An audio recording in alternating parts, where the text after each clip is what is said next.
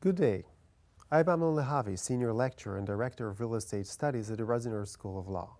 My main areas of interest are property law, land use controls, state and local government law, and international economic law. I'd like to quickly present a recent research project entitled The Global Law of the Land. This work aims at addressing a growing tension between two trends in the analysis of property and land. The traditional concept views this legal field as literally representing the law of the land, especially because for centuries land was considered the most essential and valuable nationally based resource. This was so not only for economic reasons, but moreover because control of land has been closely associated with issues of territorial control, socio-political structure, and sovereignty. The world has since changed, and long-standing legal concepts are being increasingly challenged by cross-border dramatic shifts that no longer allow domestic land laws to exist in isolation, but instead present pressing issues of cross-influences, regionalism, and universalism. I focus attention on three such phenomena. First, the expansion of multilateral conventions and institutions, such as the European Convention of Human Rights, that include property protection clauses affecting the sovereignty of domestic land laws, not only by creating certain reciprocal commitments among nations, but also by subjecting the rules of states vis-à-vis their own nationals to supranational norms, which are then interpreted and applied by forums such as the European Court of Human Rights.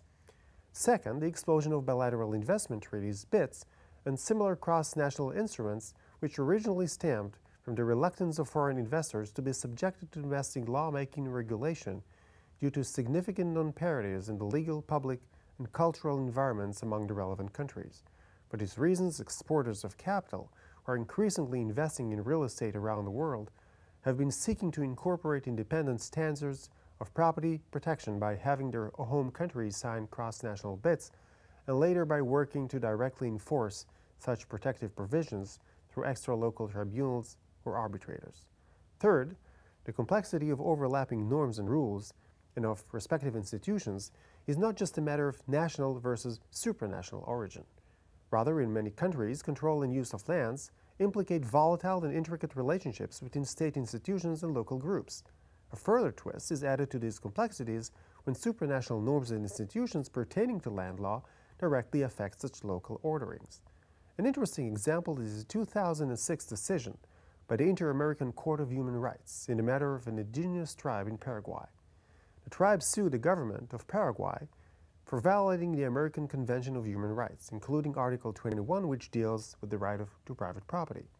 The tribe argued that the government has failed to complete its own initiative to recover part of the ancestral lands of the tribe, and that as a result, community members were living in inhumane conditions, resulting in a number of deaths among tribe members.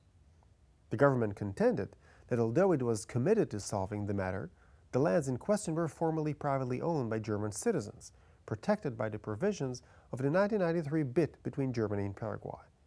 The court ruled in favor of the tribe, reasoning that the enforcement of a BIT may not allow a state to infringe its obligations under the Inter-American Convention.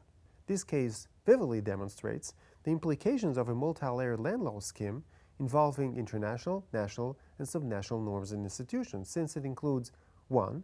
An international human rights convention and respective international tribunal, 2. A cross-national investment treaty with its distinctive potential arbitral forum, 3.